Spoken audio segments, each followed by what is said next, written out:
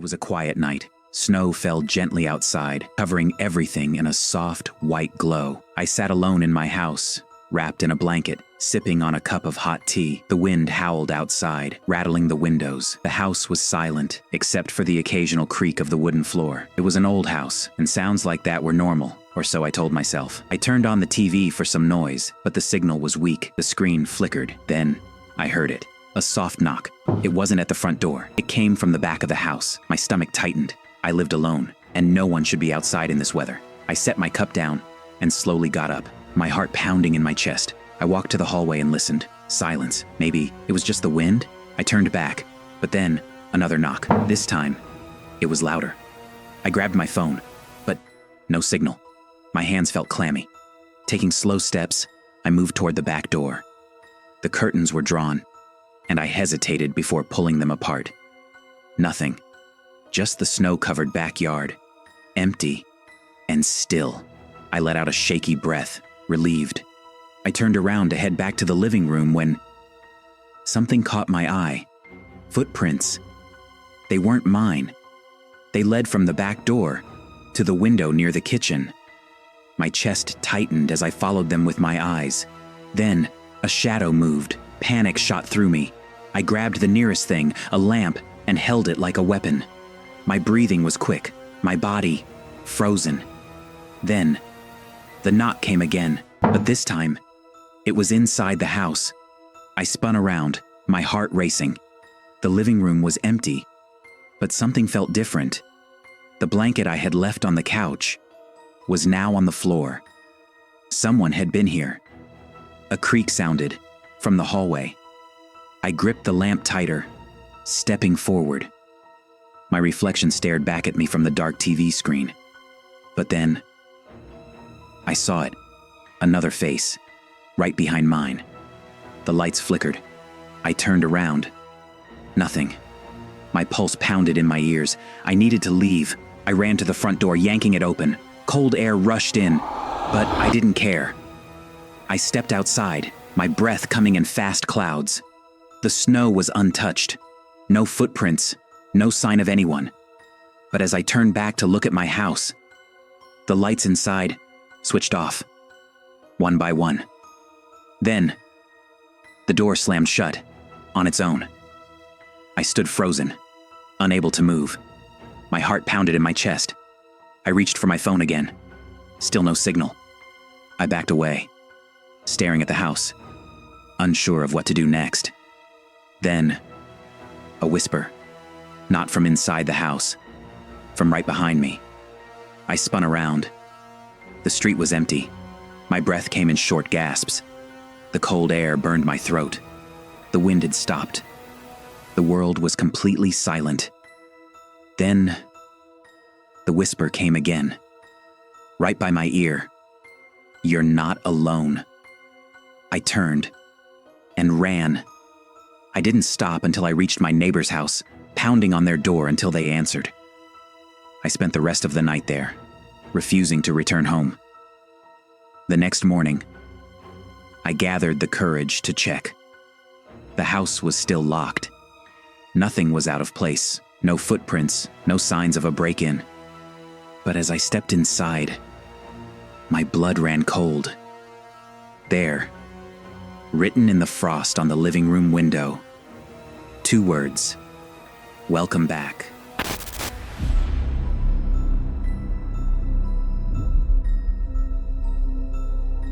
I was driving home, late at night.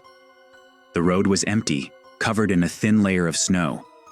The streetlights flickered, casting long, eerie shadows.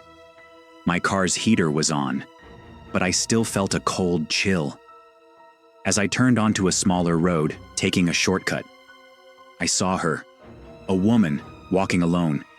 She wore a long white dress, and her hair covered her face. It was strange.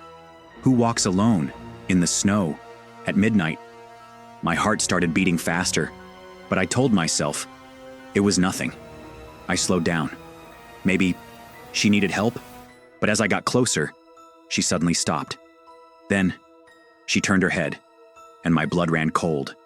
She had no face, just smooth, pale skin. No eyes, no nose, no mouth, nothing. My hands shook as I pressed my foot on the gas. I sped past her, my heart pounding. I glanced in the rearview mirror, but she was gone. The road was empty again, as if she had never been there. I didn't stop driving until I reached home. I locked my doors, ran inside, sat in my room, trying to calm down. My breath was heavy, my hands trembling. I told myself, it was just my imagination, maybe a trick of the light, maybe I was just too tired. But deep inside, I knew what I had seen. I grabbed my phone to call a friend, but my fingers were too shaky. I turned on the TV trying to distract myself, but I couldn't focus. Every little sound in the house made me jump. The wind outside, the creaking of the wooden floor, even the hum of the fridge felt too loud in the silence of my fear. Then, just as I started to relax, I heard it. A soft knock on my window. I live on the second floor. I froze. My whole body went numb. The knock came again. Gentle, but deliberate. I forced myself to turn my head, my heart pounding so hard I thought it would burst. And then, there, standing outside, in the snow, was her, the woman in white. Her face was still blank, just smooth, pale skin, where her features should have been. She didn't move. She didn't breathe. She just stood there waiting. I couldn't scream. I couldn't move. I could only watch. As she slowly raised one hand and tapped on the glass, her fingers left behind a trail of frost. Then, she tilted her head. I don't know how long I sat there, frozen in fear. The knock never came again, but I could feel her, watching me, waiting. Somehow, after what felt like hours, I finally moved. I grabbed my blanket and pulled it over my head, like a child, hiding from a nightmare. When I finally gathered the courage to look again, she was gone, but the frost remained on the window. And below, in the snow, I saw them. Footprints, her bare feet, still imprinted in the snow. The next morning, I told myself, it was just a dream. But when I checked the window, the frost was still there. And worse, footprints led away from my house, disappearing into the woods. I never take that shortcut anymore.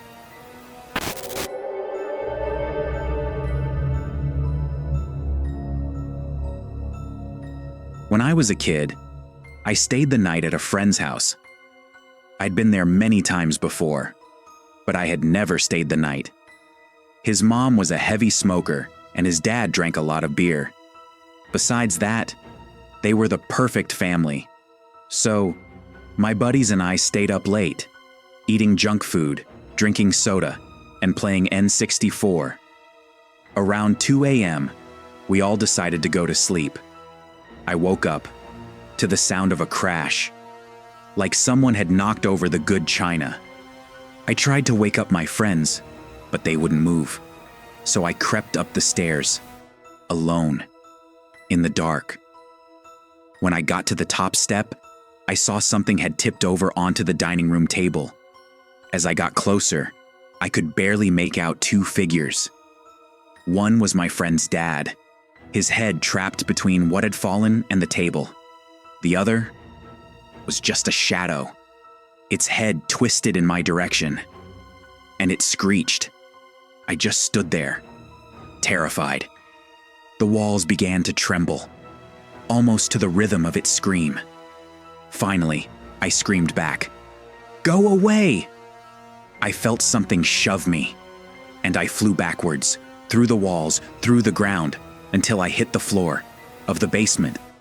I didn't know what happened. I figured it was just a bad dream, and I fell asleep again.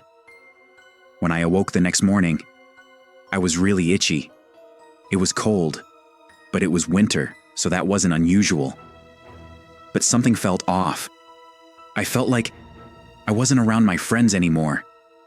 I got out of my sleeping bag, looked around. Nothing looked the same.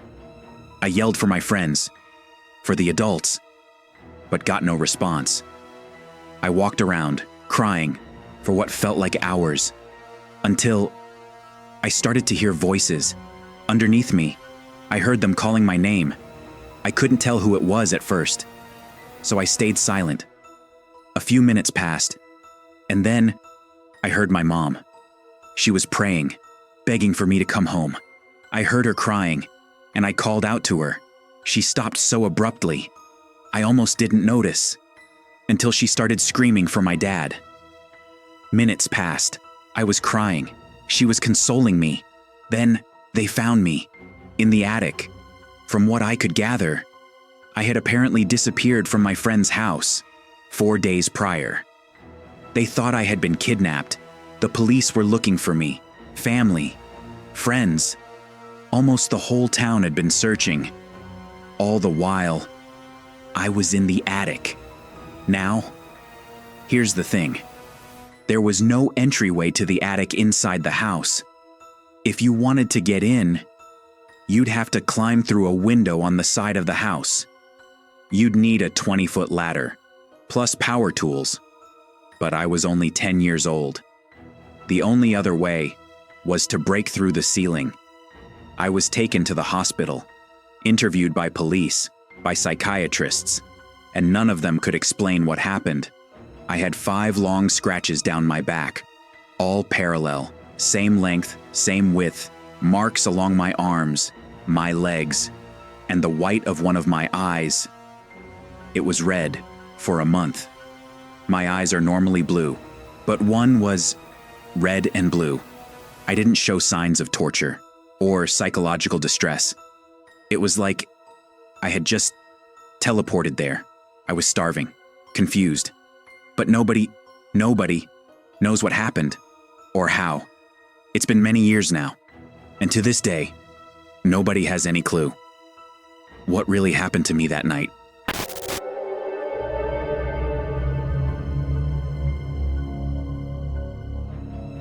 It was a cold winter night, the kind of cold that bites through layers, sinking deep into your skin.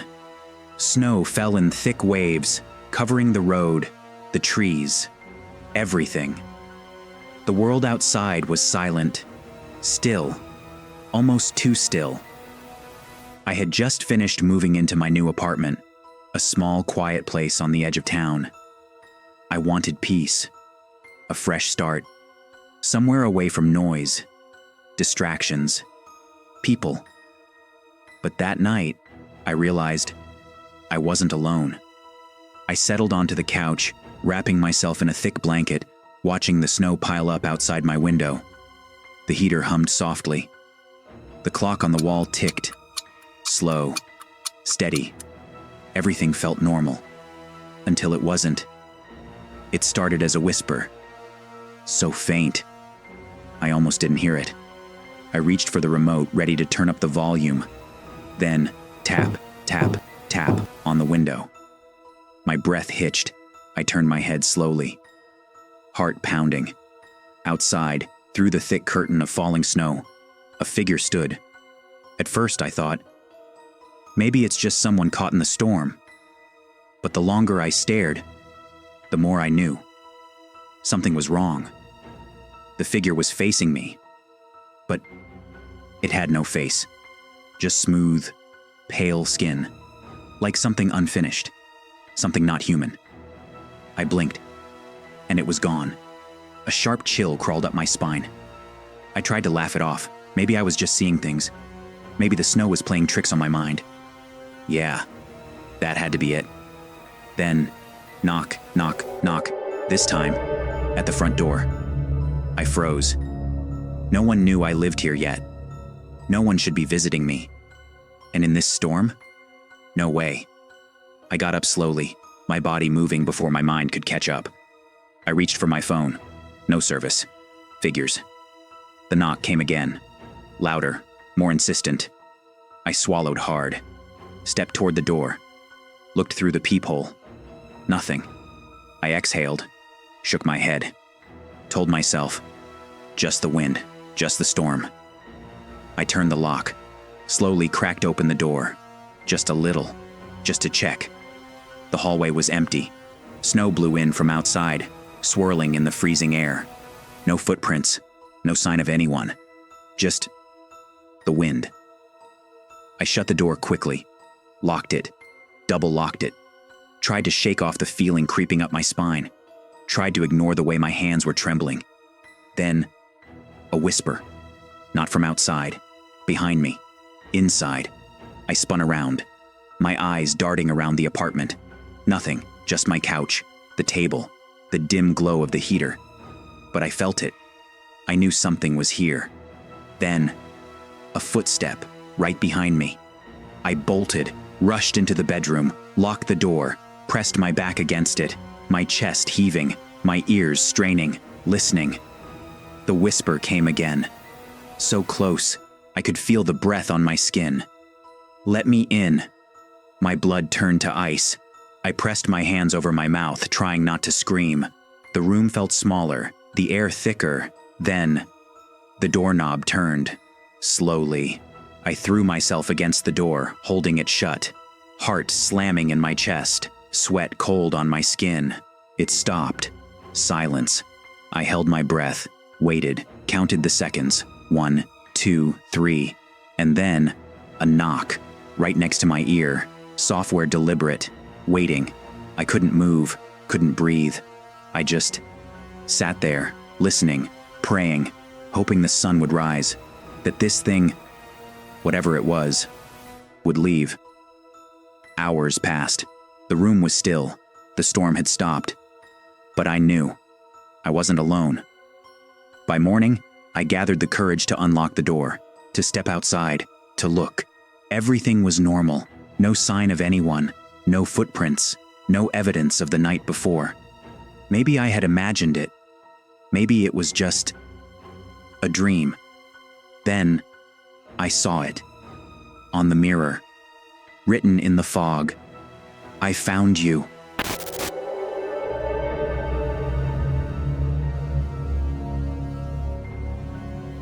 The snow was falling thick as I pulled up to the old house.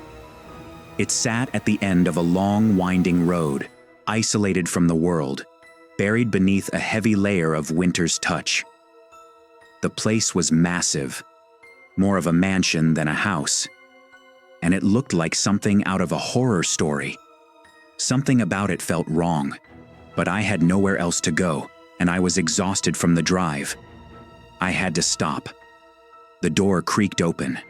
A loud, drawn-out sound that seemed to echo through the emptiness. I flinched. The rusty hinges groaned under the weight of time. As I stepped inside, warmth rushed to meet me, a welcome relief from the biting cold outside. But something about the silence unnerved me. It was too quiet, too still. The house felt abandoned, empty. Even though I knew someone must have lived here at some point, the weight of the silence pressed down on me, thick and suffocating.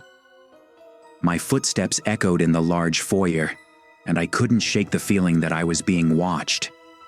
It was as if the house itself was alive, watching me.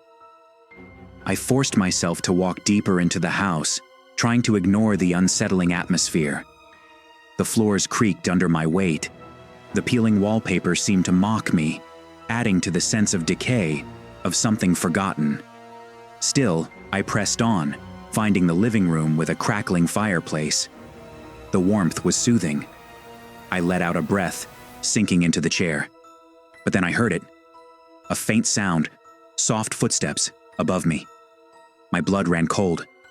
I froze. No, I'm alone. I checked the house when I first arrived. The footsteps, they were real. They were there. I stood up, legs trembling, and made my way toward the stairs. Each step felt louder than the last. The house groaned under my feet, almost like it was trying to warn me. The air grew colder with each step I took. My breath formed mist in the frigid air. At the top of the stairs, I was met with a rush of freezing cold. It hit me like a slap in the face. I felt the chill crawl up my spine, freezing my very blood. I glanced down the long hallway. The shadows seemed to stretch, twist, alive. At the end of the hall, a door stood ajar. A faint light seeped through the crack. I didn't want to, but I had to know. I moved closer. Suddenly, I heard it. A whisper. Software. So soft, it almost felt like a breath on my neck. Leave. My heart stopped. My body froze. I whipped around. Nothing. Just the silence. Empty. But it wasn't over. The whisper came again, louder this time. Clearer. Leave. Now. My blood turned to ice. My chest tightened. Panic gripped me, flooding my veins. I backed away from the door, every instinct telling me to turn and run, but my hand, my stupid hand, reached for the doorknob anyway. I had to know. Just as my fingers brushed the cool metal, I heard it. A rustling, movement, behind me. I spun around. My heart pounded so loud I thought it might explode. But there was nothing there. Nothing. Except the cold. Then I saw it. A shadow. Tall. Dark. Formless. It moved toward me, slow, deliberate. I couldn't breathe. My legs, they wouldn't move. I was frozen, helpless. My mouth was dry. The shadow's voice was a growl, low and rasping. You should have left. I didn't think. I just ran. I bolted down the stairs, my feet pounding against the old wood. The house groaned behind me as I raced to the front door, my hands shaking, frantic, desperate. I grabbed the handle. It wouldn't open. Locked. No. I pulled, yanked, with everything I had. The shadow's presence loomed behind me. I could feel it. It was closer now, its whispers growing louder. Closer. You didn't listen. I didn't care. I threw my shoulder into the door. The handle gave way. It creaked open. I stepped out into the snow, gasping for breath, the cold biting at my skin. I ran. I ran faster than I thought possible, not looking back. I ran until I could no longer hear the whispers, and when I finally slowed down, gasping for air, I turned. The house was gone, vanished. Nothing. Just the endless snow. Had it ever been real? Had it ever even existed? Or had it been a twisted trick of my mind? I didn't know. But the fear still lingered.